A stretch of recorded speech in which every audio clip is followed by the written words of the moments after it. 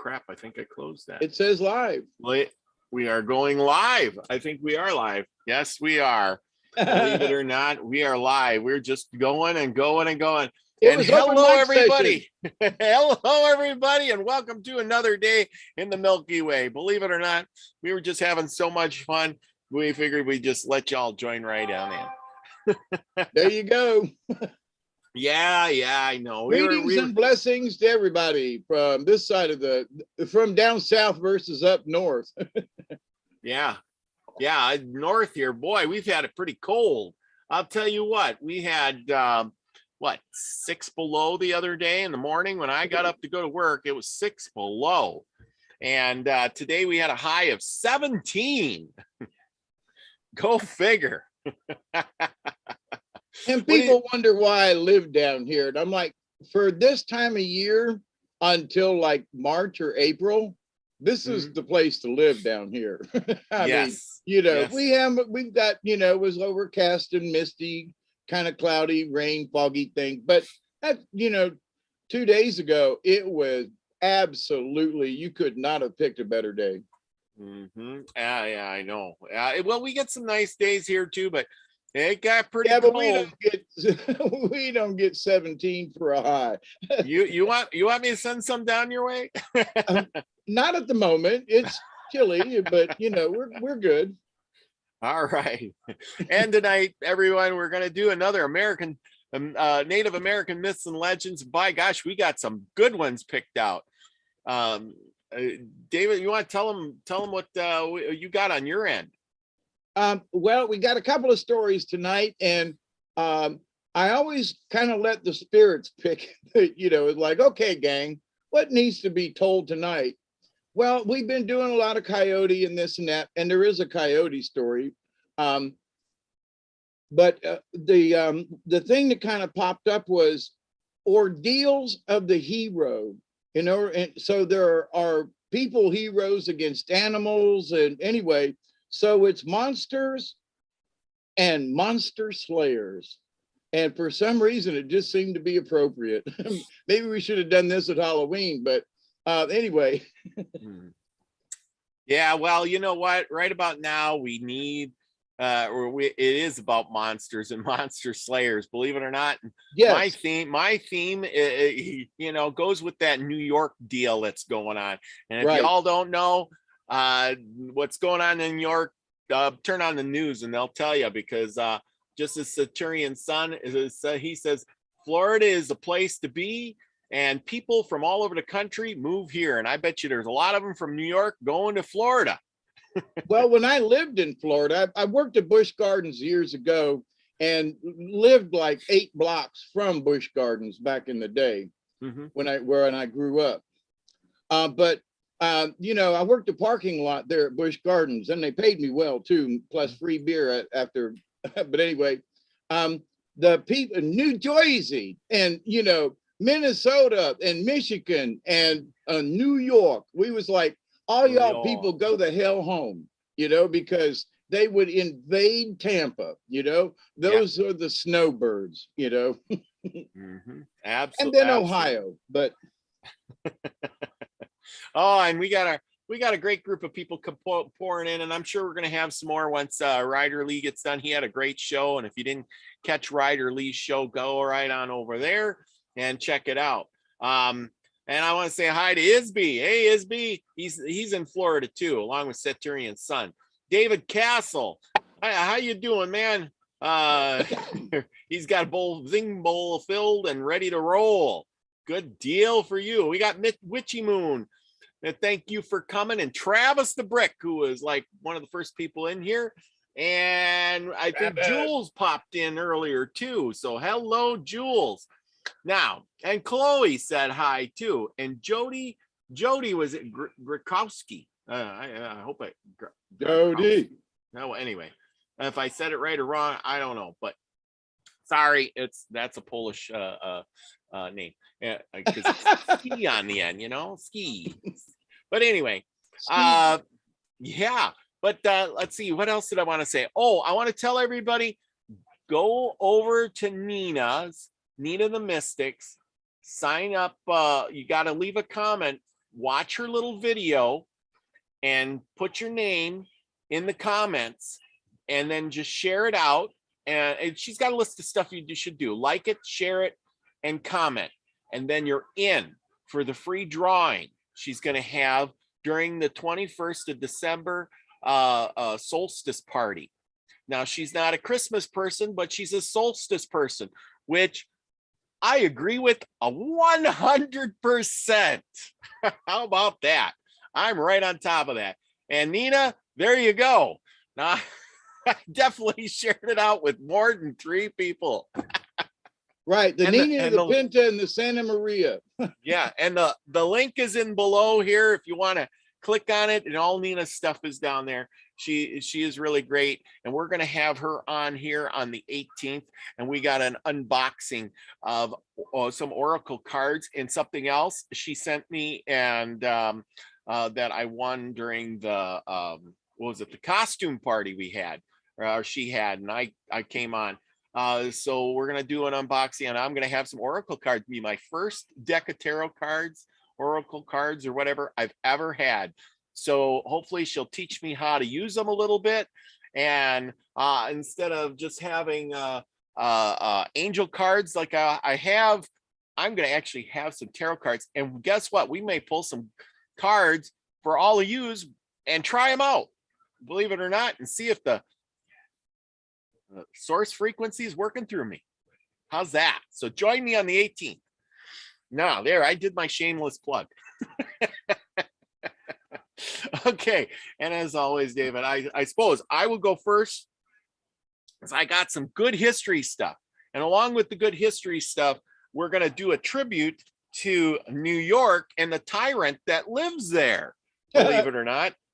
And again, it's called The Loss of New York. There we go. Got to go this way. The Loss of New York. Go figure. New York has been lost twice. Yeah. Probably more than that, but you know. And now that it's cold here in North Dakota, I got my cup of tea, green tea for tonight to sip on. So I am in 7 heaven here. Oh, and I want to say hi to Mickey Blaine, who's in the house, going under a pseudonym name of Karen Manthe.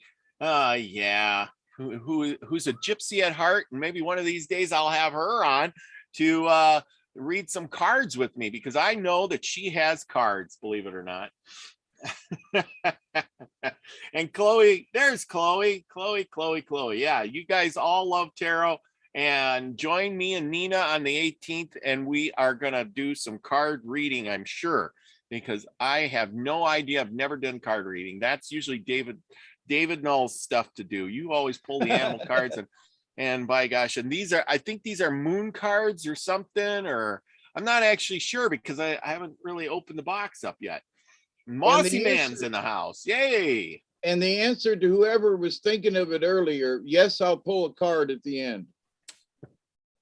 Absolutely. It wouldn't be a show without you pulling a card, believe it or not. All right. So yeah, Karen, hit me up on that. I'll send you a Zoom link. Do you got internet? You got internet? I hope you got internet. Or you got a phone? You can do it off your phone too. So anyway, here I go. This is my thing. The Loss of New York. The American Revolution split the 2-century-old League of Iroquois and destroyed forever the upper state New York bulwark the Six Nations had constructed against the white man. Most of the Iroquois, under the leadership of a brilliant Mohawk chief, Theananga, known as Joseph Bryan, joined the British. Only the Oneida and half of the Turcolas sided with the Americans. Turcolas. I don't know. Anyway, I never heard that one before. They probably got all killed off. Segawatha, a vain, irresistible Seneca orator, reluctantly followed his people into the alliance, received from the British a scarlet coat that earned him the name of Red Jacket. In battle, Red Jacket always seemed to be found in the rear, a fact that aroused the scorn of his tribe's fighting chief, Corn Planter. Yeah, I'd like to go through life as that. Hey, Corn Planter. The British employed their Iroquois allies in raids on the Pennsylvania, New York border, threatening to cut the colonies into along the Hudson River axis. In summer of 1779, George Washington dispatched 4,000 men under General John Sullivan to end the menace. They burned the Indian villages, chopped down orchards and trampled cornfields to lay waste to the Iroquois homeland. After the war, Bryant and most of his Mohawks sought refuge with the British in Ontario. Corn Planter, as signer of treaties, ceded land to the United States, was disgraced in the eyes of his people. The unhappy Red Jacket raged for years against all white men, and in time took to drinking. So there you go. Wow. Yeah, he made out. So there, that's the loss of New York, and George Washington went ahead and made sure of that.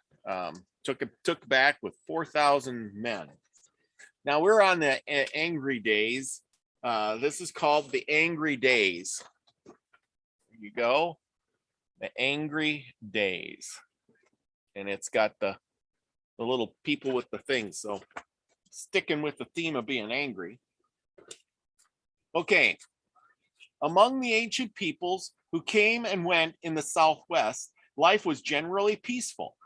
Through the long centuries that preceded the Great Classic period, there is little evidence among the ruins of their cultures to indicate strife. But in time, they were known Angry Days periods of turmoil that began perhaps at the end of the 13th century, just as their moment of golden glory was passing. At the Mesa Verde, the last building was erected in 1273. At Beckiskin in 1277. From 1276 to 1299, tree ring dates indicate a protracted drought hit the Southwest. By the end of this period, all the wondrous cities of the Central Plateau had been abandoned. Why did the people leave? Several explanations have been offered, among them drought or discord between the separated clans of each pueblo. They're talking about the Southwest Indians, everybody. But there is another possible answer. And in the 13th century or earlier, fierce nomadic bands of Oaxacan speaking peoples swept down from the north to raid the peaceful land. These newcomers, today's Navajo and Apache, carved for themselves a realm in the Southwest and may have driven the ancient ones southward. Whenever the cause of their removal, the Pueblos left their home sites and migrated in an orderly fashion, it would appear, to the south. In time, they regrouped in several major areas: the Hopi in northeastern Arizona, the Tano and the Kiers along the upper Rio Grande in central New Mexico, and the Zuni near the border between these two states in a region that would one day be named magically to come Chabola. And here the Indians rested for 2 centuries, a day in the history of the Southwest, until the white man came.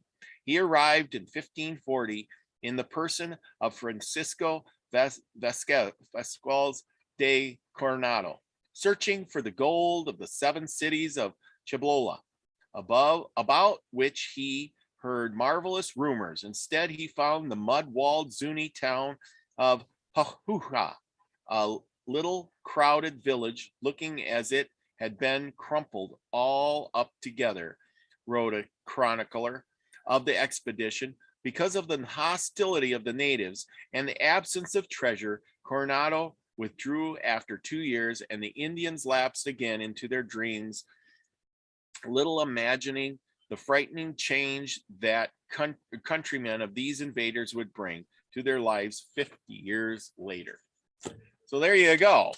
Invaders, invaders, invaders, invaders. And if it ain't the white man, it was other Indians.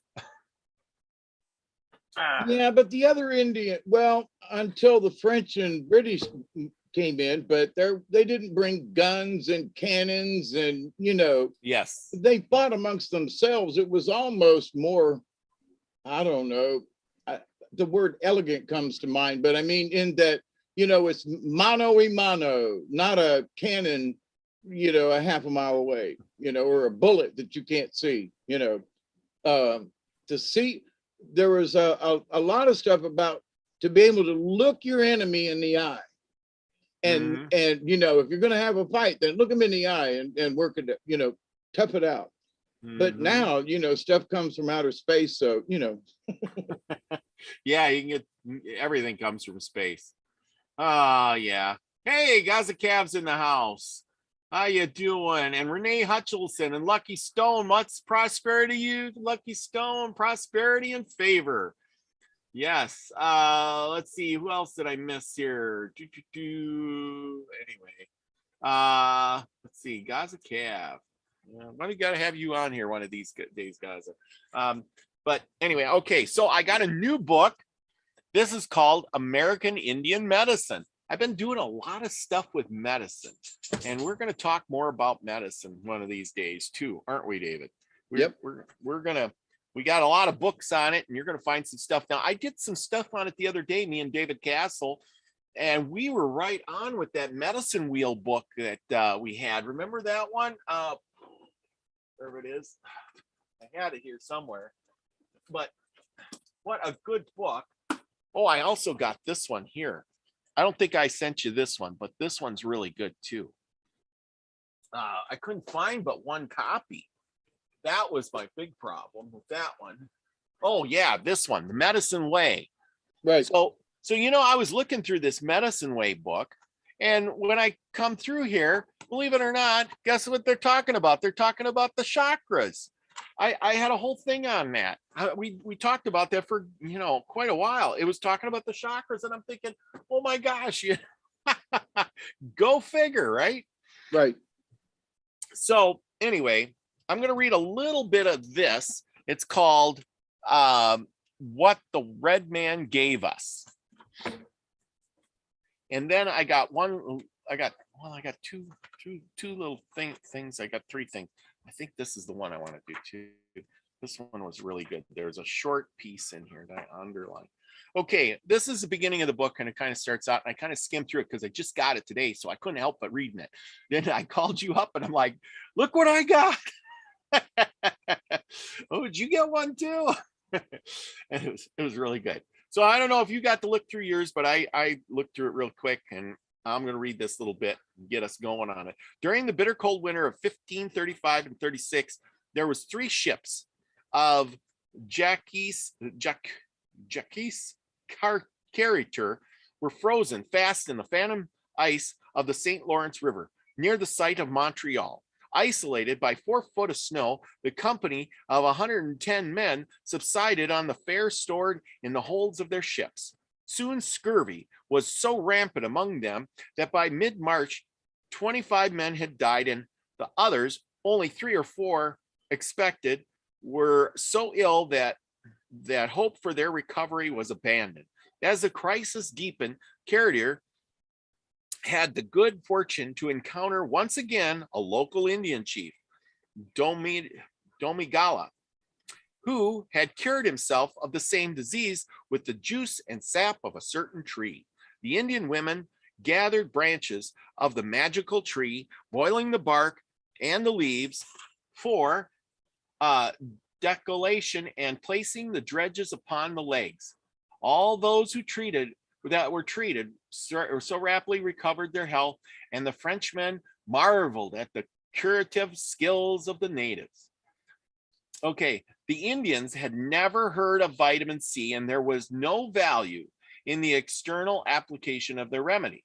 Though trial and error since prehistoric times, however, they had stumbled upon an effective internal remedy for the deficiency of the disease known as scurvy, which most Europeans believed to be the cause of bad air. More than 200 years after Carrier's experience, James Lind, a British naval surgeon, having read of this incident, launched experiments which proved that the dietary basics of scurvy. So look at that. Way back in the times, those Indians knew how to cure stuff with a bark and leaves of a tree. Believe it or not. Well, you know, and back in the day, you always saw them put it in their mouth and chew it up and then stick it on something. That's really, your saliva is really good. But anyway. Yes. Oh yeah, yeah. You know, and that's the thing. These Indians, they were doing something here. You know, they just did stuff. I think that this next chapter this next paragraph I'm going to read in the next chapter kind of sums it up, because I think they had the scientific stuff, but then they combined it with, like, you know, rituals and crap to, you know, and then and it goes on to tell about how they, you know, this is why everybody thought they were nuts.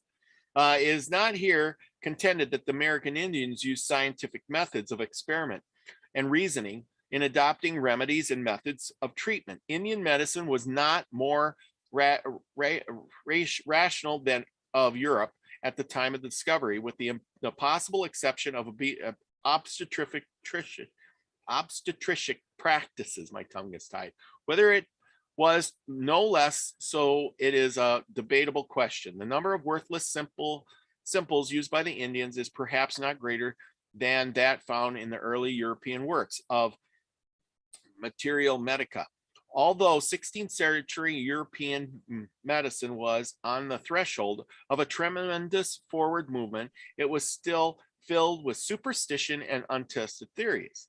Indian treatment of externally caused injuries, in which the origin of the ailment was perfectly obvious, was usually rational and often effective.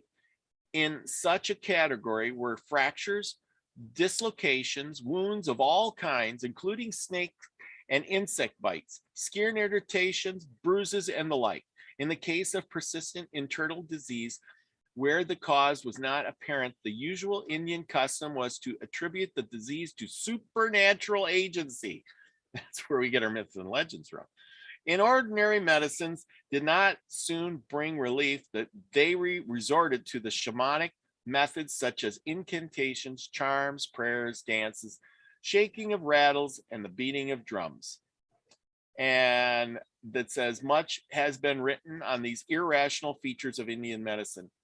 And it says basically it goes on to say, and when the white man seen all the shaking of the rattles and the dancing around and the you know, all that other little stuff, then they thought it was voodoo and they didn't want to use any of the medicine, even though they seen it work and the guy got better. You know what I'm saying?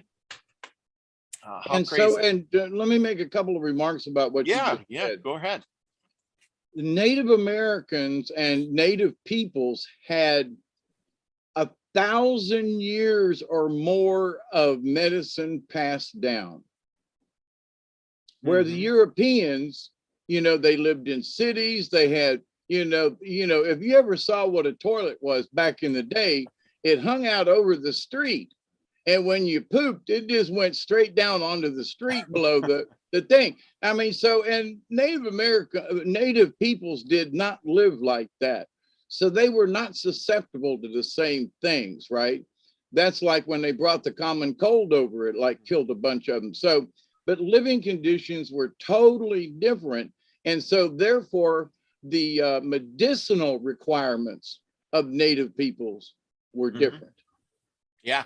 And so when the English came over, they was like, what about scurvy? And they're like, what? You know, well, what do you do about this? Well, because they had learned over the years, I mean, and there are old timers and young timers too, that still understand what poke salad is. But they don't understand why it was important in the springtime. It's because poke salad, when the first leaves come out in the springtime, they're high in vitamin C. So you'd been through the winter time and man, you couldn't wait for that poke salad to come out because you get rid of your scurvy or whatever if you didn't have oranges or whatever, you know. So, but anyway, yeah, the Native peoples had, you know, 1,000 years or more, I would say, of, you know, practice. and that Absolutely. there are the medicine men and women, and then there was the shaman. But the shaman, the idea of the rattle is to chase away any evil spirits or any negative energy. And they use sage and blue sage over the person, to cleanse them spiritually. And, and now there's this thing where, there are these folks that get crystals and everything, and they don't even touch you. They just wave their hands over you and supposedly clear your auric field and all that. Okay. Oh yeah, yeah. But now all of a sudden, when the native peoples did it, it was voodoo. Just saying. Oh, yeah. Well, and that's exactly it, because they never seen anything like that. But in Europe, the same thing was going on, where they would, do weird things over there, but it was all had to do with religion. Like, we're going to put crosses and shake holy water on you and crap like that. But it wasn't any different. Right. No, it's just they're different. And here's something interesting. One of the famous things they did way back in the day was bloodletting. Yeah. And, it's like a lot of people died because of bloodletting, but, and the fevers and the whatevers. And, so yeah, let's drain some blood out of them. They'll be okay in a couple of days as they put them in a box and put them in the ground, Well, okay. That is so ironic. Where did I see? I just seen that in here too. And when I was paging through, I didn't mark it though, because I didn't think about it. But now that you bring it up, I was paging through this book, and it talks about the bloodletting, right? Indians did the bloodletting too. They said it was really odd that the Indians did bloodletting, and so did the white people in Europe. And before they even came. So both cultures were doing bloodletting. Isn't that weird? Wonder where they thought that, Well, I could see where if something bit you, it'd be bad blood, get it out. But so yeah. I had not come across the bloodletting. So I will look into that to see. Yeah, there's a whole thing on here, and now I won't be able to find it, of course. But it's talking about bloodletting, and anyway, it's in there. It's in this book about the bloodletting, and maybe it's in I'll have to look in the index. But going back to the point though, when people think about medicines and so forth, and what the Europeans were doing, whether interesting that they both did bloodletting, but if somebody was in a fetid situation in a city back in the day, letting their blood out is, they're going to pick up stuff, and unclean instruments and, you name it. So the practice of medicine back in the day, I would still say the Native Americans had them on that one. Well, yeah, exactly. Now, and just what you're going through or talking about here is what I was going to read next. And this is the last part probably you got. It says here, skeletal remains of unquestionably pre-Columbian date are, bearing few exceptions, remarkably free from disease. Whole important scourges were wholly unknown. There were no pathologic microcephaly, no hydrocephaly, and there was no plague, cholera, typhus, smallpox, or measles. Cancer was rare, and even fractures were infrequent. There was no leprosy. There is, as of yet, not a single instance of pre-Columbian syphilis. There were apparently no skin tumors. There were no troubles with the feet, such as fallen arches, and judging from their later acquired knowledge, there was a much greater scarcity than in the white population of many diseases of the skin, of most mental disorders, and of other serious conditions. So there you go. Like you said, they, even with all their crazy things, they didn't have to worry about it much because they just didn't have it.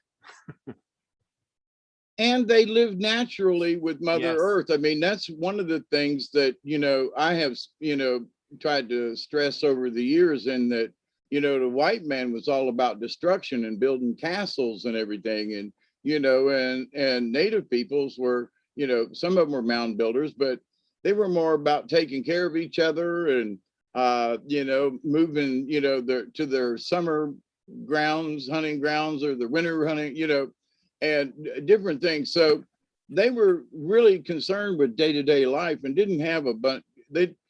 There were those tribes and so forth that wanted to conquer other tribes, and some of that stuff goes like way back. Somebody did something and they're pissed off at them, or they want those hunting grounds or whatever. But generally, though, they didn't try to take over the world and build boats to go somewhere else and try to take over them. So, you know, yeah, a totally different mindset of peoples, you know. Yes, big different mindset. There's always, but yeah, that's the thing. And in those places, like I said, they were talking about how the people were peaceful. A lot of the Indians were peaceful. They lived for hundreds of years in peace until some angry tribe came along and took their land or something like that. They lived simply. They lived without disease. You know, can you imagine living your whole life with like no ailments? Going through life with, you know, pretty much disease-free, you know, I mean, you'd live a long old age, you know, without relatively flu healthy or cold, yeah, or without chicken pox, or without the measles. I mean, all of those are things came from white men, you know. Yes, yeah. What is, Jody says, what is the book called? It's simple. It's called American Indian Medicine by Virgil J. Vogel. There you go. So, oh, Jill Jarrett, you didn't miss a whole lot. We were just saying hi to everybody and going through some of that stuff. And of course, I had to read some stuff about New York and things, but the best is yet to come, because believe it or not, David's got some real good stories for you tonight. Go figure, right? So what do you think, you know, like today's medicine? Now you got to remember, be careful on your words, but, you know, compared to then, I think it's been like hijacked, you know, Yes. I mean, from real medicine. Yeah, I mean, when you, having been around several people who are good friends of mine over the years, that were, you know, honest to God, herbalists.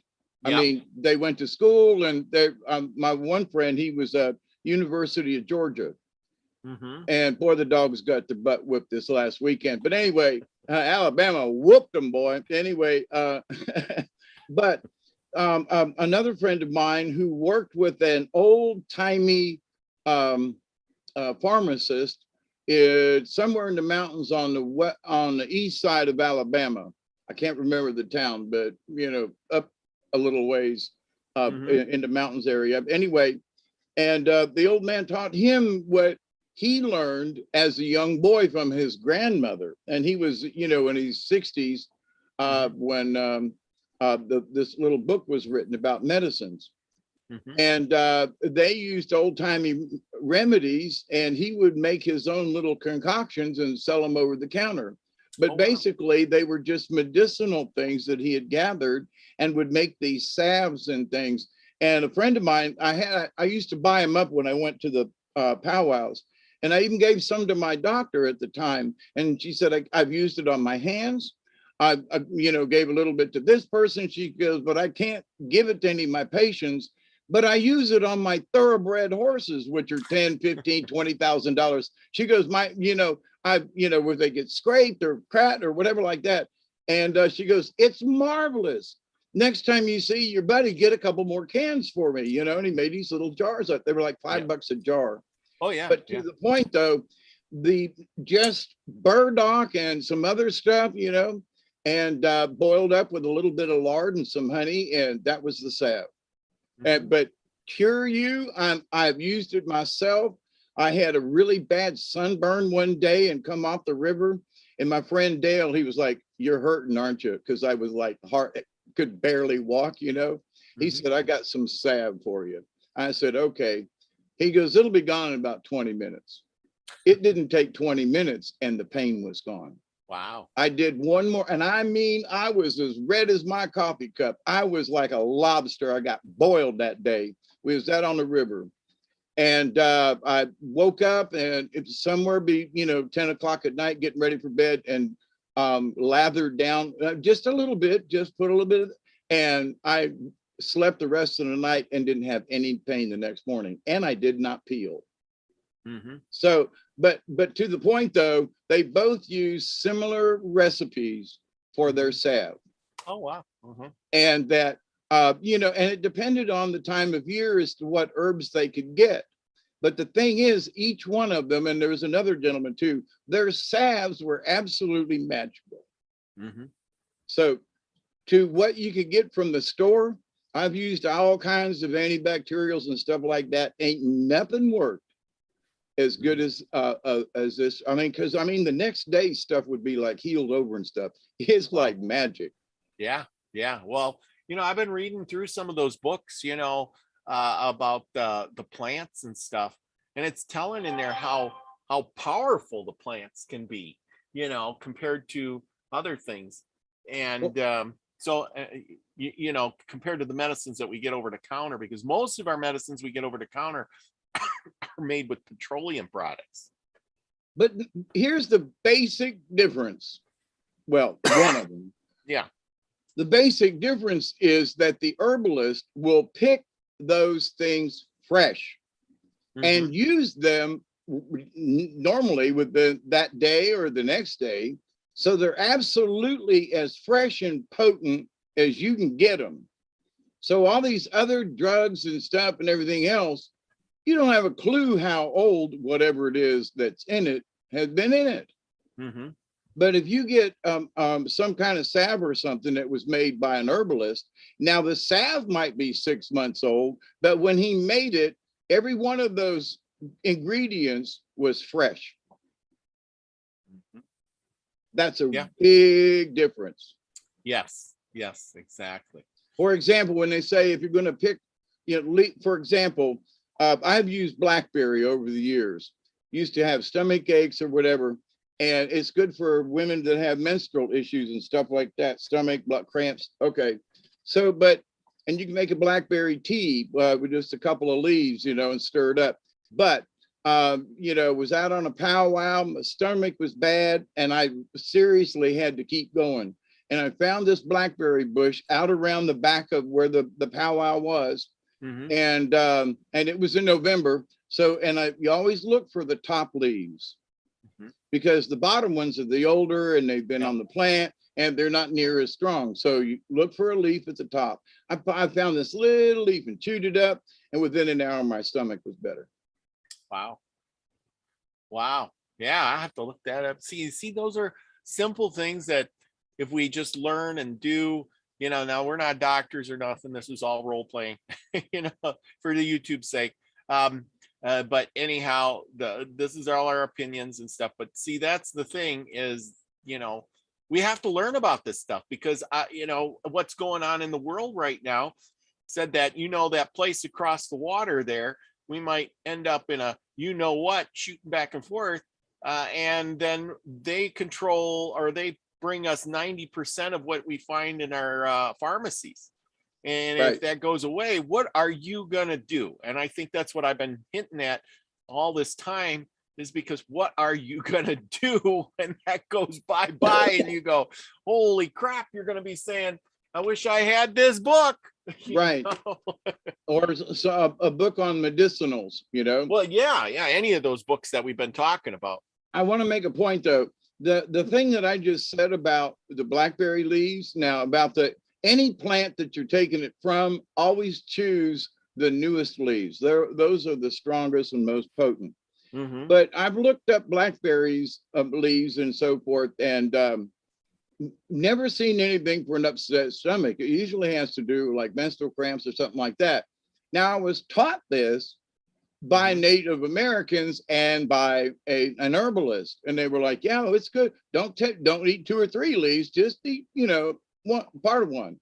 So, but to the point though, I've not found that in any of the books that I have. But so that's passed down. Yeah. But from me to y'all, it has worked for me countless times when I was out and couldn't get any medicine. And I used to have a lot of stomach trouble. So, but anyway. Well, there you go. So what do you got for us to, I'm ready for the story, man. I'm itching. I know there's some good ones and I'm itching. I'm itching. Okay. I'm going to read this preface, and I read it, and it's a little strange how it's written, but all in all, it kind of summarizes, you know, some stuff about, you know, the heroes and that kind of thing. Anyway, so now this is on this. Do you have the thing up on the screen? I'm going to share it right now. Oh, okay. So it says part 4. So, yes. And we have been reading in and out of parts 1 and 3 and stuff. So this starts out with, we've already met a variety of culture heroes and heard how they created races or brought corn or fire to their people. Here they take center stage as dragon slayers and giant killers, calling on a wealth of fabulous powers to meet the tests which are strewn in their path in the guise of monsters, ogres, witches, and demons. The particular trials to which the hero is subjected vary widely across the continent. Though most cultures tell of an ogre on a cliff, of a ferocious guardian animal who must be evaded, of a gluttonous monster, often in the shape of a bull or a bear, that swallows people into its unfillable stomach, and of some kind of trial by fire or heat. Regional variations reflect specific cultures, so that one finds the harpooning test in North Pacific tales, while the central woodlands or Great Lakes regions, toboggans figure prominently. The stories themselves often merge with creation myths, using the incidents of the heroes' adventures to explain the features of the natural landscape, relics of a battle long ago. The Indian hero displays awesome talents. He can change into any shape he wants or make himself invisible at will. His supernatural powers often come to him from earth and sky spirits in dreams, or are given to him by magicians. He may have to seize power by conquering another supernatural, perhaps the first in a series of tests he faces. Sometimes he simply steals it, showing his cunning as well as his strength. The tokens or medicine he receives are associated with contemporary ceremonies as well, particularly in the Southwest. The birth of a hero is shrouded in mystery. His mother may be visited in a dream or impregnated in some other unusual fashion. The hero is often the son of the sun or the morning star, and will display human desires and frailties, as well as traits of his divine heritage. The child hero grows up rapidly, and even at age 6 or 7, he may be a match for any monster or giant. Daring and inquisitive, he quickly demonstrates that he will not be controlled by his parents. In one case, a brother and sister must fight off an attack by a parent. The Indian hero relates comfortably to the natural world. He speaks to animals and they speak to him, often revealing knowledge or aiding him in other ways. He assumes their shape and they carry or hide him. Often the hero himself is an animal, or rather a human, who is at the same time an animal, like Old Man Coyote, Bear Man, Spider Woman, or the ferocious man eagle. Europeans enter some of these tales obliquely as beings, some evil or some benign, from another place who may have special powers or gifts as such as metal tools and weapons. A few epic tales of the northeast coast reflect as well the slow but steadily intrusive influence of European sagas on Indian storytellers. Keep that in mind. Though the hero may win the day, it is this terrifying opponent who gives vitality to these tales. Monsters and dragons come in all shapes and can, of course, shift shapes at will. Common to many tribes is the great water monster, Unkateki, or Unsagilia to the Sioux, whose huge fossil bones are strewn across the Badlands of Nebraska and the Dakotas. Many tribes east and west tell about Nobody, the great rolling head, a creature who rolls over prairies and mountains, crushing all in his path, seizing and devouring men with his enormous teeth. Other heroes have had to contend with the likes of Ietzo, the terrible giant of the east, Delgeth, the monstrous flesh-eating antelope, or with huge man-eating birds. The Tlingit hero, Stone Ribs, protected by his magic halibut skin, fights the lord of killer whales. And there are always wicked witches and ghosts ready to prey on an unsuspecting human. Evil may enter the world in the guise of a single creature, but its family multiplies quickly, and there is never an end to the trials of a true hero. Wow. Yeah, right. So one of the things that, as we were talking about medicines just a few minutes ago, but a few epic tales of the Northeast coast reflect as well the slow but steadily intrusive influence of European sagas into the Indian storytellers. Mm-hmm. So, and some of those stories are rewritten or have been forgotten, the really ancient stories, because of the influence of the white man. Yeah. Yeah. Up in the Northeast. So, but anyway, so let me skip through. I had a mark, but then I lost my place. Okay, where are we heading next? To page 192. All right. I may have read this one before, but since it's in the hero category and it's cute story in short, it bears to be repeated.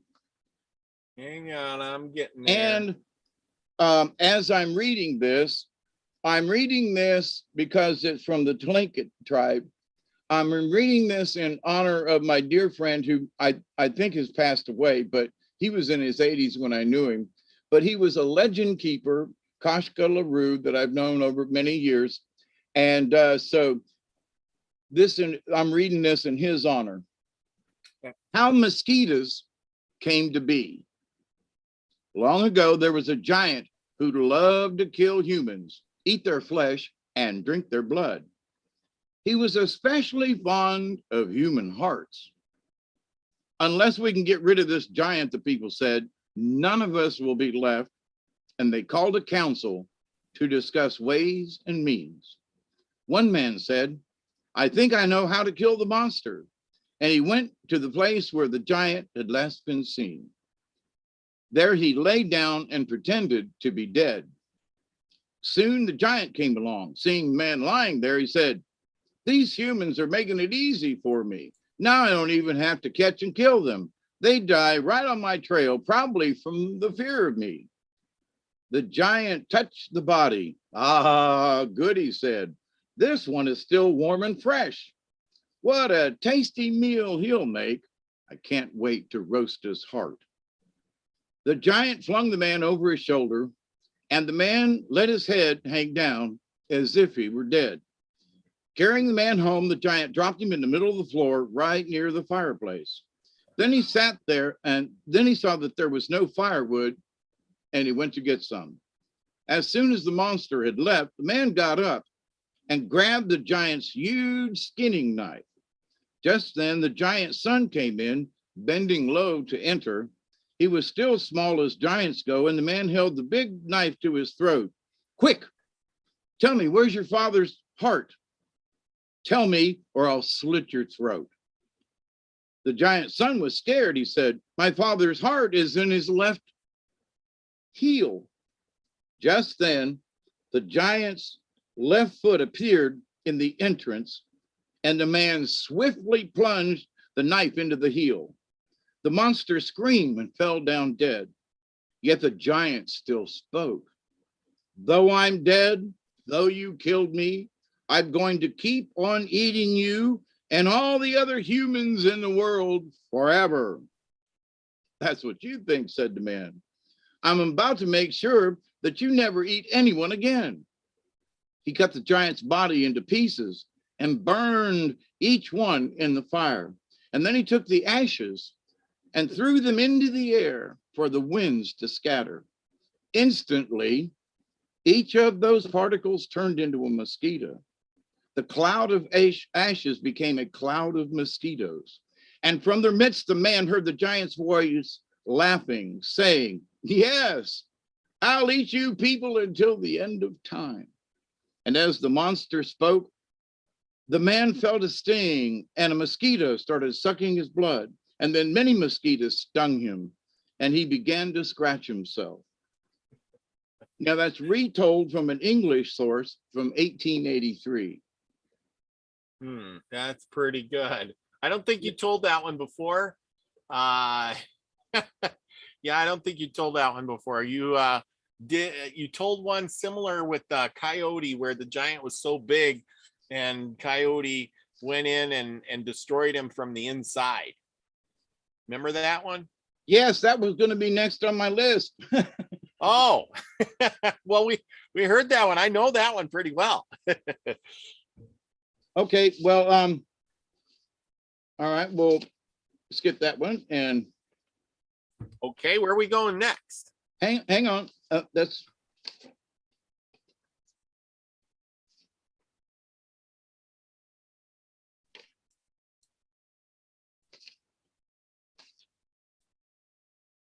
no hurries, no hurries. speaking of heads, this Yes. is the flying head.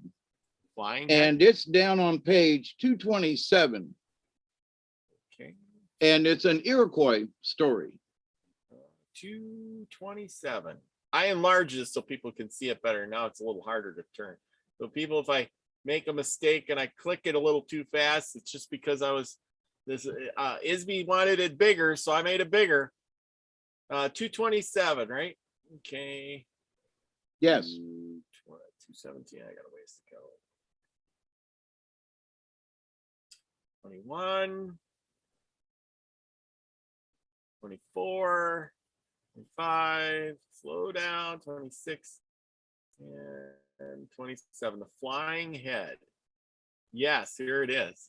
Now this is at the end of the story, it's retold from a 1902 tale. Okay, so these stories were told long ago, which means that, to me, they're I don't want to say more accurate, but less chance of things, being left out or changed. Sometimes in stories, the change is that things are left out. Yeah. Or added. Mm-hmm. Ready? Here we go. Mm-hmm. I'm leaving a little dead space in case you want to swipe the story. Okay. And I will. I like editing these because they're really good. I mean, I'll grab them up for these shorts eventually and make shorts into them. All right. So stories forever. 3, 2, 1. All right. Ready? The flying head from the Iroquois. In days long past, evil monsters and spirits preyed upon humans. As long as the sun was shining, the monsters hid unseen in deep caves. But on stormy nights, they came out of their dens and prowled the earth. The most terrible of all was the great flying head. Though only a scowling, snarling head without a body, it was 4 times as tall as the tallest man. Its skin was so thick and matted with hair that no weapons could penetrate it. 2 huge bird wings grew from either side of its cheeks, And with them, it could soar into the sky or dive down, floating like a buzzard. Instead of teeth, the flying head had a mouth full of huge, piercing fangs with which it seized and devoured its prey. And everything was prey to this monster, every living being, including people. One dark night, a young woman alone with her baby was sitting in a longhouse. Everybody had fled and hidden because someone had seen the great flying head darting among the treetops of the forest. The young mother had not run away because, as she said to herself, someone must make a stand against this monster. It might as well be me. So she sat by the hearth, building a big fire, heating in the flames a number of large, red-hot, glowing stones. She sat waiting and watching until suddenly the flying head appeared in the door. Grinning horribly, it looked into the longhouse, but she pretended not to see it and acted as if she were cooking a meal. She made believe that she was eating some of the red hot rocks, picking them up with a forked stick and seeming to put them in her mouth. In reality, she passed them behind her face and dropped them on the ground. All the while she was smacking her lips, exclaiming, "Ah, how good this is. What wonderful food. Never has anyone feasted on meat like this." Hearing her, the monster could not restrain itself. It thrust its head deep inside the lodge, opened its jaws wide, and seized and swallowed in one mighty gulp the whole heap of glowing, hissing rocks. As soon as it had swallowed, the monster uttered a terrible cry, which echoed throughout the land. With wings flapping, the great flying head fled screaming, screaming, screaming over mountains, streams, and forest, screaming so that the biggest trees were shaking, screaming until the earth trembled, screaming until the leaves fell from the branches. And at last, they could no longer be heard. Then the people everywhere could take their hands from their ears and breathe safely. After that, the flying head was never seen again, and nobody knows what became of it. Now, I want to refer back to the preface that I read about heroes. And it always talked about him. But there are many stories with women as the hero. It's not always the guy, okay? And sometimes it's both. But in the storytelling of things, to me, they really didn't mention that women were also heroes, And yep. I was like, I read that and I was like, I'm going to mention it, but then I'm going to find a story with a woman in it. You know what I mean? So to kind of prove that, hey, there's one story, but how are we on time? Well, we're doing good. We got 58 minutes under our belt so far. So you got a short one? A short one, read a card, and we'll be on our way. It's 2 pages. That's Sure. pretty short, right? That's pretty short. The Coming of Thunder, and we're going to back up to page 216. Alrighty, just give me a second. 216. 216. 5. Greeny Houdini. Hello. 216. I'm doing my thing here. I didn't figure I want to bore you people with that, so I didn't share it just yet. So, oh, here we go. The Coming of Thunder. And it's not what you expect. I read it and was like, Well, how about that? There we go. I like it. Hang on, let me get my book set. Yes, Jill Jared says the card. She's all excited. And Lucky Sohn says, I told my local coyote to stop bringing illegals to the U.S., but he just ignored me. So rude. Didn't even acknowledge me, just walked away rudely. Yep. That sounds like Coyote. Yeah. Yeah, Greeny Houdini says, David told me about this channel. Well, thank you for coming. We're having a great time here. You come back anytime. You're more than welcome to be part of the Soul Tribe family.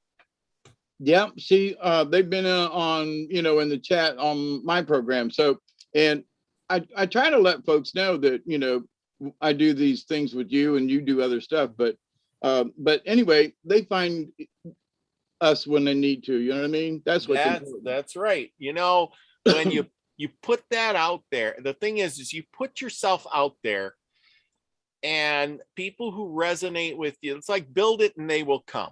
You know. And eventually the people who need to be here and hear what we're trying to say, they will just show up and hear what they need to hear. And that's the way I look at it. And one of the things that we try to stress, not just you and me, but we as a collective, is that as long as, you know, you don't have to agree with everything that we say or whatever, but as long as you're respectful and honorable to each other, you're welcome, you know. Well, somebody knows you well. David Castle says 58 minutes. That's just a preamp warm up for David Null. You're just getting warmed up. You're going to do another 6 hours. Maybe. And because there's a couple of stories in here that might be too long for what we do, our time span. Yeah. But they're really interesting stories. You know what I mean? So, well, but anyway. Yeah. Read them on your show. You got 6 hours. You shoot, you know. I got whenever, right? But anyway. That's right. I mean, hey, don't limit it to one place. Yeah, sometimes it otherwise, you know, we take up the whole hour reading one story, and that, you know. Right. But I like the shorts. I like me too, especially in this forum. But there are some stories that are really good. But yeah, they're a 30-minute long story. You know, it's a long one. But anyway, let's get on with this. Yes. So the coming of thunder, it's the Miwok tribe. Bear's sister-in-law, Deer, had 2 beautiful fawn daughters. Bear was a horrible, wicked woman, and she wanted the fawns for herself. So this is what she did. One day she invited Deer to accompany her. When she went to pick clover, the 2 fawns remained at home. While resting during the day, after having gathered much clover, Bear offered to pick lice from Deer's head. While doing so, she watched her chance, took Deer unaware, and bit her neck so hard that it killed her. Then she devoured the deer, all except the liver. This she placed in the bottom of a basket filled with clover and took it home. She gave the basket of clover to the fawns to eat. When they asked where their mother was, she replied, "Oh, she will come soon. You know, she's always slow and takes her time in coming home." So the fawns ate the clover, but when they reached the bottom of the basket, they discovered the liver. Then they knew that their aunt had killed their mother. "We had better watch out or she will kill us too," they said to one another. They decided to run away and go to their grandfather. So the next day, when Bear was out, they got together all the baskets and awls that belonged to Deer and departed. They left one basket, however, in the house. When Bear returned and found the fawns missing, she hunted for their tracks and set out after them. After she had trailed them a short distance, the basket that they had left at home whistled. Bear ran back to the house, thinking the fawns had returned, but she could not find them and so set out again, following their tracks. The fawns, meanwhile, had proceeded on their journey, throwing awls and baskets in different directions. These awls and baskets whistled, and each time she heard them, Bear thought that the fawns were whistling, and she left the trail in search of them. And each time that Bear was fooled in this manner, she became angrier and angrier. She shouted in her anger, "Those girls are making a fool of me. When I capture them, I'll eat them. The owls were only whistled in response, and the bear ran toward the sound. No one was there. Finally, the fawns, far ahead of the bear, came to the river. On the opposite side, they saw Daddy Longlegs. They asked him to stretch his leg across the river so that they could cross safely, because Bear had killed their mother and they were fleeing from her. He did. And when Bear at last came to the river, Daddy Longlegs stretched his leg over again. But just as the wicked aunt of the two fawns, walking on his leg, reached the middle of the river, Daddy Longlegs gave his leg a sudden twitch and threw her into the river, into the water. However, Bear did not drown. She managed to swim to shore, where she again started in pursuit of the fawns. But the fawns were far ahead of their aunt and soon reached their grandfather's house. Their grandfather was Lizard. They told him of the terrible fate which had overtaken their mother. "Where is Bear?" he asked. "She is following us and will soon be here," they replied. Upon hearing this, Lizard threw two large white stones into the fire and heated them. When Bear arrived outside Lizard's house, she could not find an entrance.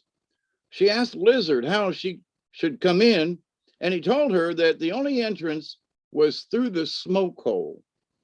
She must climb on the roof and enter that way, the chimney.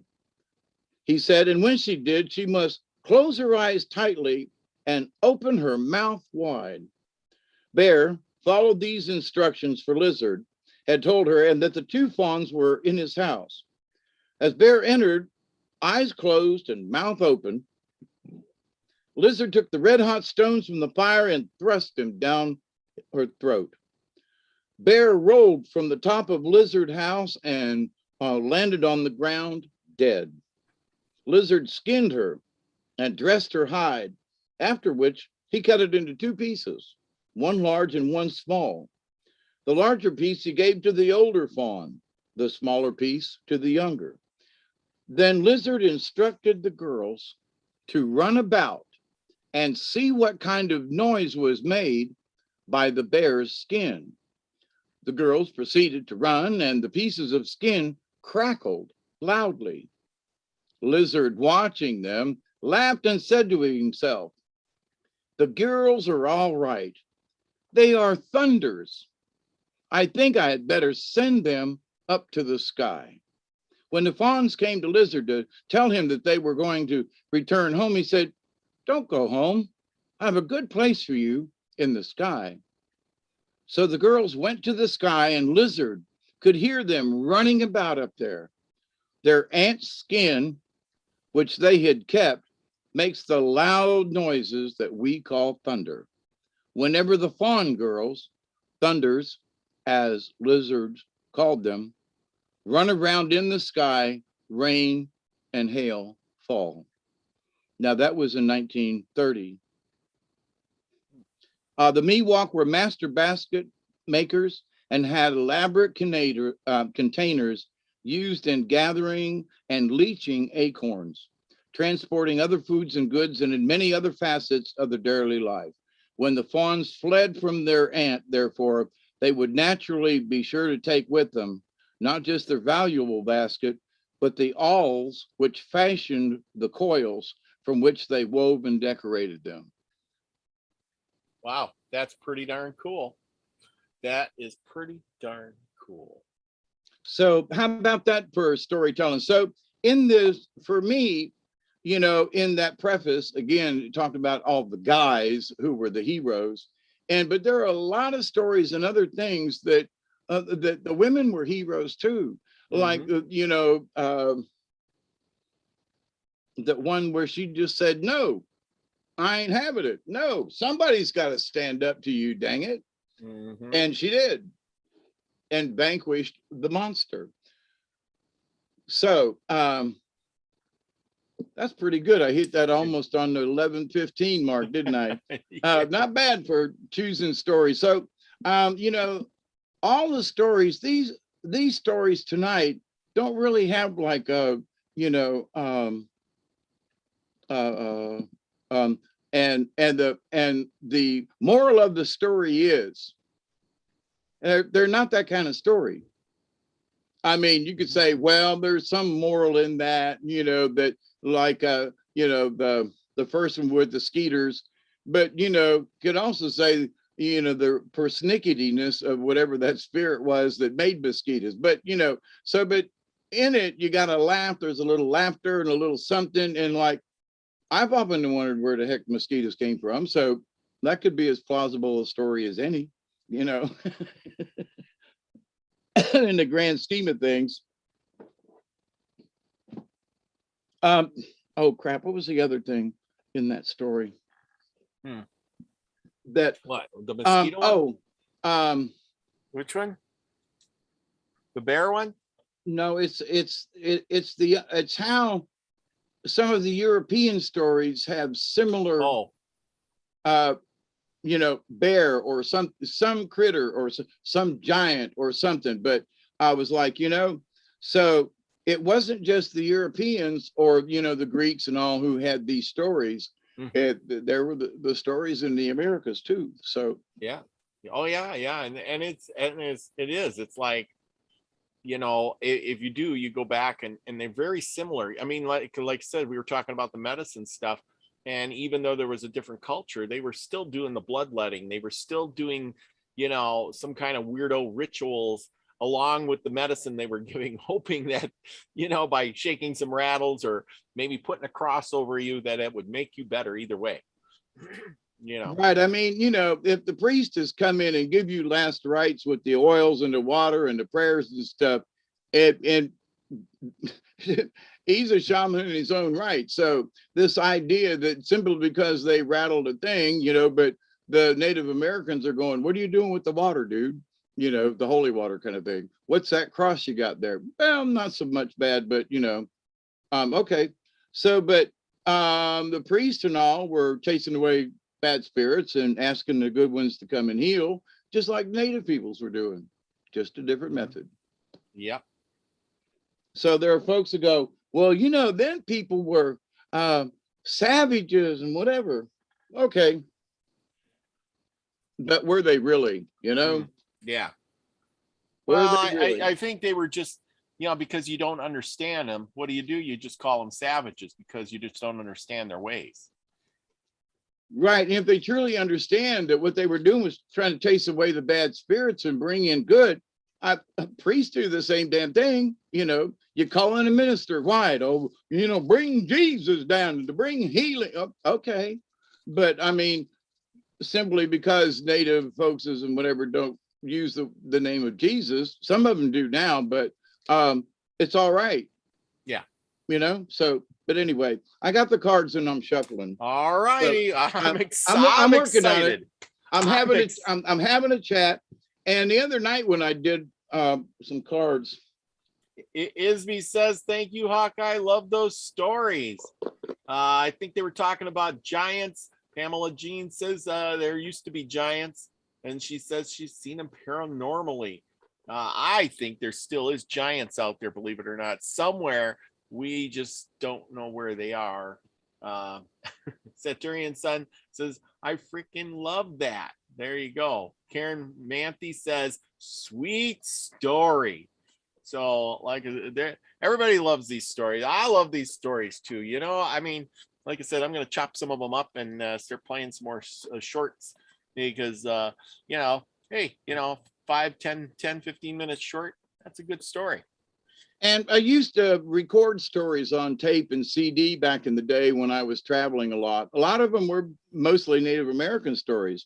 But to that point, something that a long time ago, there was supposedly some orbital debris around Saturn. Okay, whenever that first spacecraft that flew by a long time ago, you know, took pictures and everything, and then all of a sudden they would not show us close-up pictures of Saturn anymore.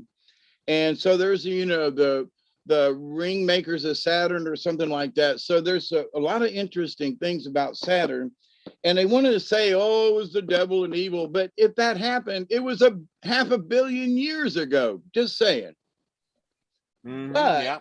one of the things that has been discussed kind of sort of in the back channel for a long time was that some of those objects in the orbit of Saturn in the rings were giant spaceships. I mean, really, really big. Okay. And so some of the hypothesis, and there's kind of sort of some evidence in that the giants were brought here to build things. I've talked about this before with the pyramids and stuff. They didn't need no stinking pulleys and stuff. They pulled in a couple of giants, and these guys, some of these guys were 70 feet tall. Okay. Yeah. Yeah. I mean, they could carry 2 or 3 rocks at a time. But the idea, oh, well, that's not true. Well, there's too much evidence that the giants existed. Well, if all Native American peoples, in one way or the other, realize they've come from the stars, so couldn't the giants have come? Yeah. The great builders of old. Yes. You know, well, that's why some of those renown. That's why some of those places. Do you ever notice when they build those places, they built them with giant doors, and the steps are like giant steps, you know? And it's like, so why would you build a door that's, you know, like 40 feet high for us little people to go through? Does that make any sense? Right. Exactly. As an architect, that's stupid. Why would you get all that trouble? Yeah. And then again, there's like the parts where the steps, you'll get the big steps that are, you know, 8 or 9 foot steps that are boom, boom, boom. And then right next to them is a little column of steps for like the little people. That's and it's right. Like, well, somebody's doing something. Well, maybe I can find a picture of that somewhere. It's too far-fetched for people to want to believe it. And when I was in grade school and they talked about, you know, I mean, that was back in the day when, you know, the Moses thing with Charlton Heston was big screen back in the day, you know, and all these slaves and all this stuff. And I was like, no, even back then as a kid, I was like, that just don't make no sense. And it really don't make no sense as an engineer and so forth these days. But when you look at all the other data, you got to scratch in your head. There's a missing piece here. But since they won't discuss aliens or giants or anything like that, they'll say, well, you know, some of these beings that are etched in rock look like alien beings with the elongated heads, but they won't say that, you know, maybe the giants weren't really bad people at all. Not all of them, but some of them were. So it's in the Bible. Yeah. Giants long time ago. So okay. Yeah. So here we go. Hang on. I'm going to share this real quick. Here we go. See, here we got this giant door, and see the people standing next to it. And why are there those giant doors? I don't know. You know, so anyway, there are giant doors. I don't know. There's some more stuff on here. In lots of places. I mean, not so much in America because we're, you know, a young nation. Yeah, like here's a building and it's got the giant doors. Yeah, I just looked up giant doors. Well, now there is one thing when you see the especially the Egyptians and some of the Greeks too, where they're coming out of the building and they've got these great big poles, the standard bearers with the you know, the flags and all that. Yeah, but they're not 50 feet tall. No. You know, they're not, you know, sure. So I could see where they made the doors taller for that kind of activity, but there's a limit. Yes, exactly. It just doesn't make sense that they would have all that, go through all that trouble to make a giant door. I mean, didn't it ever get cold or something? You know, I mean, you wouldn't make a giant door like that for the wind to blow in, and you know, and then the thing is then they boarded them up, you know, afterwards. Right. They boarded them up and made a little door. So it's like, that's because the giants moved away. Yes. And they didn't need it anymore. I mean, it was just like, it was impractical. But I mean, when you look at these stone structures, you know, to have lifted those the header pieces on the on top of the doorway, that's not the word, but anyway, arches or something. Yeah. How heavy it is. And you got to lift it that high. I mean, come on. Okay, put a little, make them stoop and come out, you know, but well, sit down or get on your knees if you're coming. But to the point though, them big old rocks, they can't move that stuff today. No, they can't. You know, so this idea that slaves did it with pulleys and sand is just stupid. Okay, yeah. I got cards for us. Well, go right ahead. We're all waiting. I'm coming. My brain was trying to get around the fact that Jill Jarrett says cards. Yeah. The other night I was talking about, I kept going by the grouse card. And it was like, I don't know if I've ever pulled the card, you know, and guess what I pulled first tonight? The grouse card. The grouse card. See, there you go. Number 34 for those of you with books. Grouse.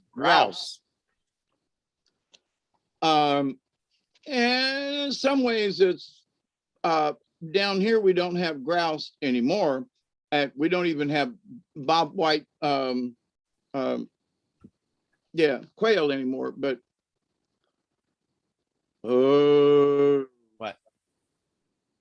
You 34. don't have bobwhite anymore? Nope, not wild. Really? They're only pen raised. They wiped them out. Yep. Wow. The 25 years ago, the young farmers started taking over, and where the old farmers knew to leave the fence rows, they would leave, you know, about the width of a tractor from the fence to the field. And now they don't. They go right up to the field. They tore out all the fence rows, all the little tree where the mourning dove and the quail, the rabbits. There aren't any rabbits down here anymore either. I mean, it's amazing what taking out the fence rows did. And now some farmers are trying to bring that back in, but not after the local population was decimated. So here's the grouse, and the other one was hummingbird. Sacred spiral. Grouse of the sacred spiral, leading us on to reach the everlasting heights where we can live as one. Now, interesting in this little poem, my earlier video today was, you know, the one family, the universal, you know, in the universe. So I was using one, and there we can live as one. That to me, that's like, ooh, okay. Sacred spiral. I have to put my other glasses. Get the other glasses on. That reading, them words are small. I'm seeing this as like, now talk about a card to pull for tonight, right? Yeah. Grouse once flocked in abundance throughout North America, but now, even on the plains where these birds were so plentiful, there is an absence of them. I just said that. Many Plains Indian tribes dance the grouse dance to honor these birds. The movement of the dance follows a spiral, which is the ancient symbol of birth and rebirth, the ribbed tunnel of eternal return. Is the ancient symbol of birth and rebirth, the ribbed tunnel of eternal return. In other words, we will always come back. Anyway, the sacred spiral is also one of the oldest known symbols for personal power. When you think of grouse medicine, visualize a whirlpool or even a tornado, for the sacred spiral will take you to the center. The spiral is a metaphor for personal vision and enlightenment.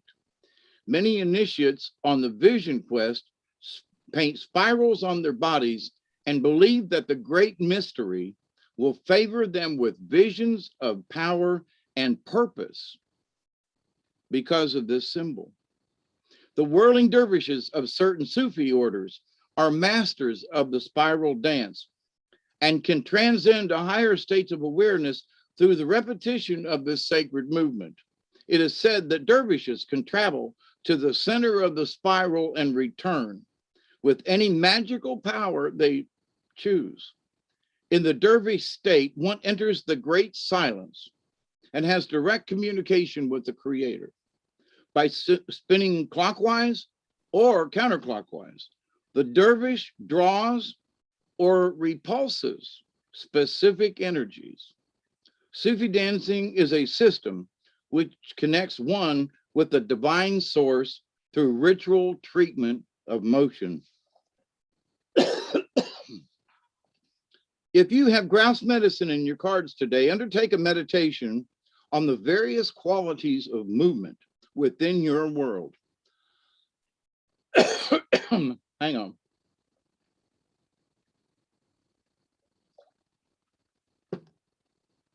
I got a tickle right there. Well, yeah, you gotta get. I keep mine right beside me too. Got tea tonight. It's just odd sometimes, but it was like no matter what I did or swallowed it anyway. If you have grouse medicine in your cards, undertake a meditation. So that means we all got to meditate on something, on the various qualities of movement within your world. Begin by visualizing the sun as one member of a huge group of stars swirling in the massive pinwheel shape of the Milky Way. Milky Way. Then draw yourself out of this pinwheel of light and tend to the spiraling of your own DNA's double helix, an arrangement similar to a rope ladder coiled like a corkscrew. Analyze the way you move through your world. How do you picture yourself in the act of locomotion? What kind of reaction do you create with the energy you send into the universe? What words would you use to describe the way you move through both the material and the spiritual worlds? In the final analysis, is your movement compatible with your greatest desires and goals? Many spiritual disciplines ask that you cease all external movement in order to recognize the inner life. Grouse medicine, however, is an invitation to the dance. Grouse celebrates the divine source through its sacred spiral dance and offers this dance to you as a gift. You can spend a lifetime learning Grouse's lesson on how to harmonize your dance with Mother Earth's cycles and how to offer the dance as a creation of selfless beauty. So the Whirling Dervishes, now, when the act of doing, not Kung Fu, Tai Chi, is that you are moving things away from you and you pull things towards you. So, and you shift and move in another direction. And there is this swirling of energy. And if you had smoke around you or were in the fog and did it, you can actually see the actions of your hand moving through the air. And so, if you've never done this before, then people say, well, it doesn't matter. Every movement you make has an effect on the universe. It just depends. So if you plan your moves with the universe, then they're just much more, Okay. So in case anybody doesn't know what a grouse looks like, because some people don't, this is a grouse. Here's a stage grouse. These are the different types of grouse. The ruffled grouse, and here's one of them, the big one here. He's doing his dance. You were talking about doing the grouse dance. Right. And if anybody hasn't seen that, I don't know if there's a thing on here that I could play, because they're really interesting. I mean, they don't just dance around like a normal bird. You know what I'm saying? And they do a fan dance kind of thing in the spring kind of, Yeah, I'm gonna try to see if yeah, here we go. Okay, yeah, here we go. This is I thought maybe there'd be a video, but anyway, you can see where they're doing, they're flapping their wings, they're doing their stuff like you were talking about, like a whirlwind, Yes. So that's kind of neat. It's kind of neat. See, and a lot of people don't understand this, but many in the old days, it was most of the dances represented the eagle, or the hoop dance was something else. But I mean, the tingle dance, but the animals, like the grouse, there's an eagle dance, there's a this dance. And so when you watch the dancers, they are imitating those animals for which the dance is, named. Yeah. But so people say, well, they're just dancing. No, if you really understood, these dancers are trying to channel the nature of the bird in their dance. They're not just out there dipping and doing. No, they're trying to channel the bird, basically. I mean, not the essence of the bird, not a bird itself, but how it moves and how it works and how it, so people, no, the people that I've known that have done those types of dances are very intense. They don't joke, they're very serious. So the next one here is Hummingbird. And Hummingbird's a good one. But so the sacred spiral that takes you to the center of what? Hummingbird number 44 is joy. Ah, yes. How about them apples, y'all? So talk about a, this is loaded. So double glasses, here we go. Hummingbird, joyful little sister, nectar you crave.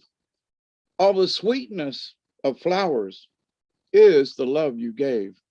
Hummingbird is associated with the ghost shirt religion, which taught that a certain dance done properly will bring about the return of the animals, and that white people would disappear. I'm kind of sort of in that, hey, let's dance. Once again, the original people would know the joy of the old ways. In Mayan teachings, Hummingbird is connected to the black sun and the fifth world. Hummingbird can give us the medicine to solve the riddle of the contradiction of duality. Hummingbird can give us the medicine to solve the riddle of the contradiction of duality. That's a powerful sentence. Yeah, it is. The song of Hummingbird awakens the medicine flowers. Hummer sings a vibration of pure joy. Flowers love Hummingbird because the nectar sucking brings about the reproduction of their families. Plants flower and live because of Hummingbird. Hummingbird can fly in any direction, up, down, backwards, sideways, and forwards. Hummingbird can also hover in one spot and appear to be motionless. Great Spirit created Hummingbird to be slightly different from other feathered creatures. Because of their magical qualities, hummingbird feathers have been used for a millennium in the making of love charms. It is said that the hummingbird conjures love as no other medicine does, and that hummingbird feathers open the heart. Without an open heart and a loving heart, you can never taste the nectar and the pure bliss of life. This is real important. Without an open and loving heart, you can never taste the nectar and pure bliss of life. So there are many people, I've had my share of folks break my heart, other people too, and we have a tendency to not want to trust anymore. And not everybody's like that. So, but if our heart is closed, we can't receive any love.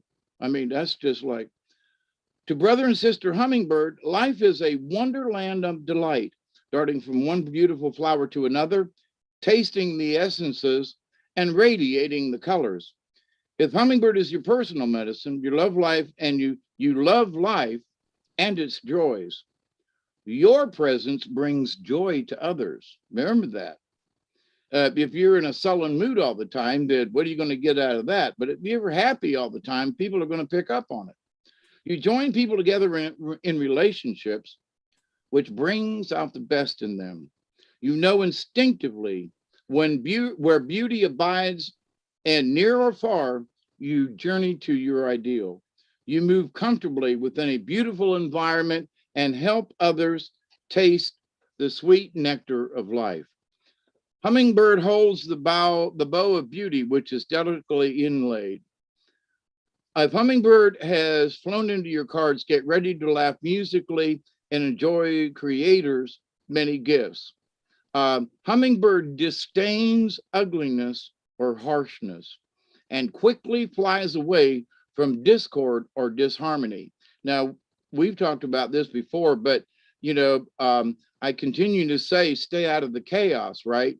So if there's any discord or disharmony or something, then Hummingbird's warning you, maybe you should back off.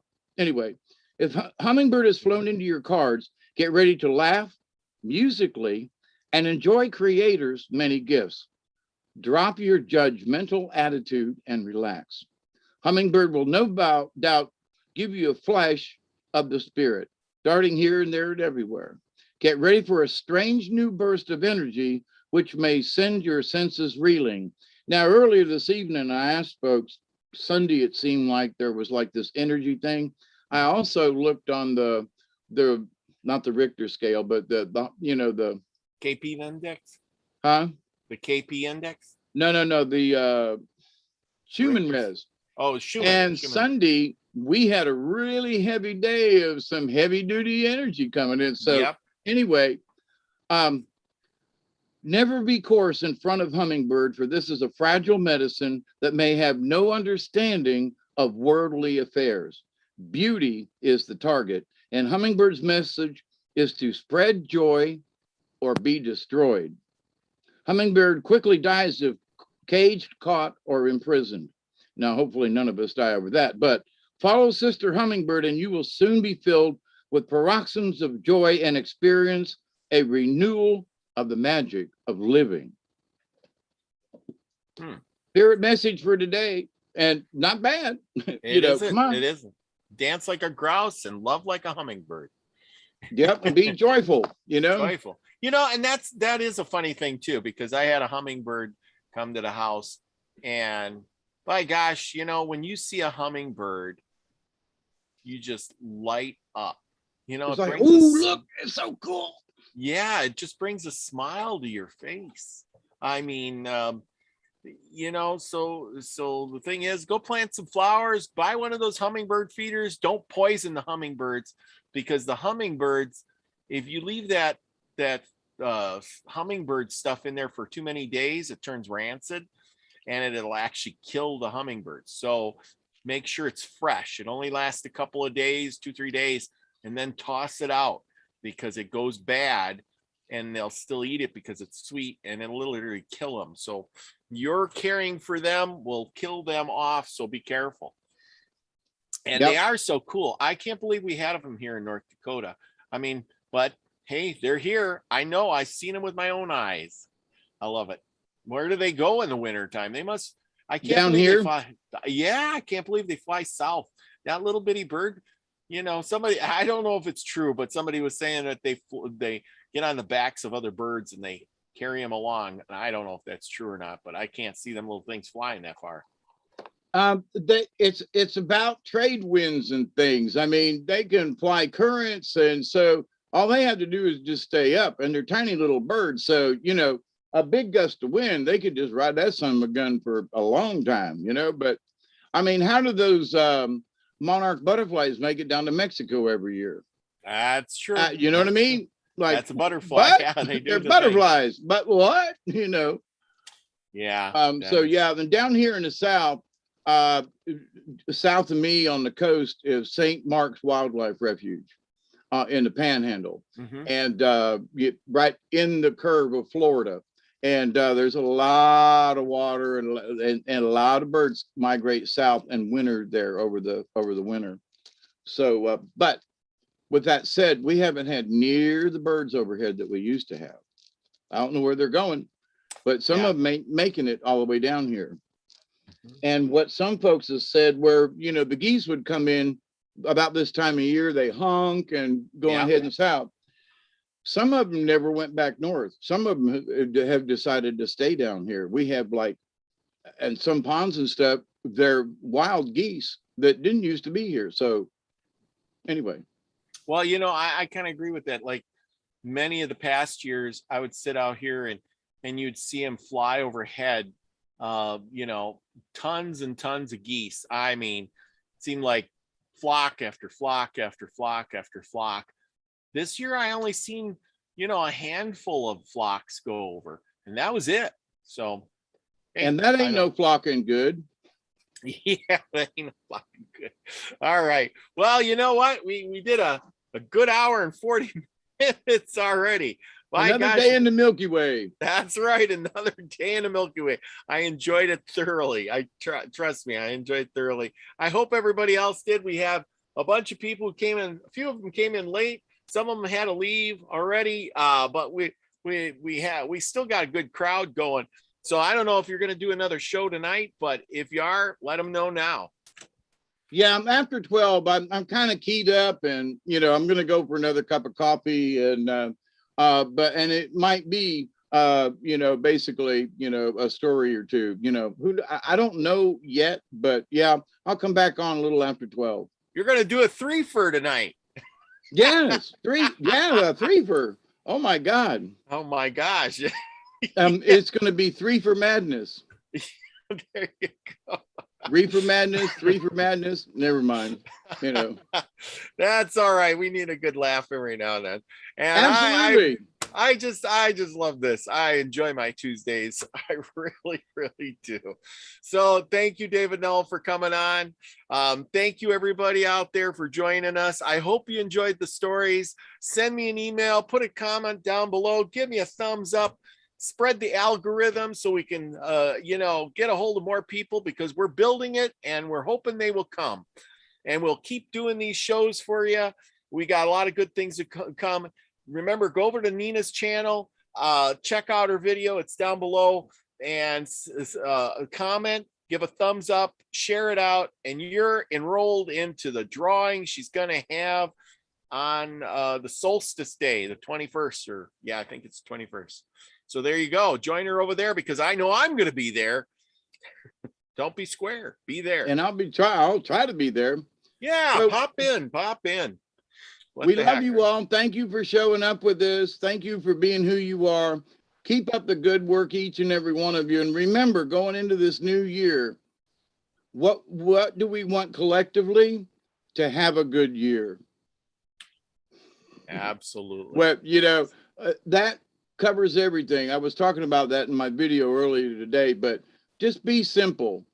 What do you want for next year? We're not going to worry about what might happen, what could happen. No, let's focus on no matter what comes our way, like Native Americans did. They didn't worry about tomorrow, but if a storm comes or something, they just dealt with it. We spend way too much time on worry. So my dear friends, with what's coming up, get your head in the right spot and go into where, you know, several times go to the great mystery, the quietness, because that's where you can find answers, and it'll also help you calm down, you know, because these are weird times. We could all agree. So don't be like New York. Yeah, it's been conquered more than once. So right. See, it's a Kundalini thing, you know, or the karma thing, you know. We conquered them, and now we're conquering ourselves. Anyway, okay, love you all. Right. Be the frequency you want to receive. Peace, everybody. Oh, that way, yeah. I always get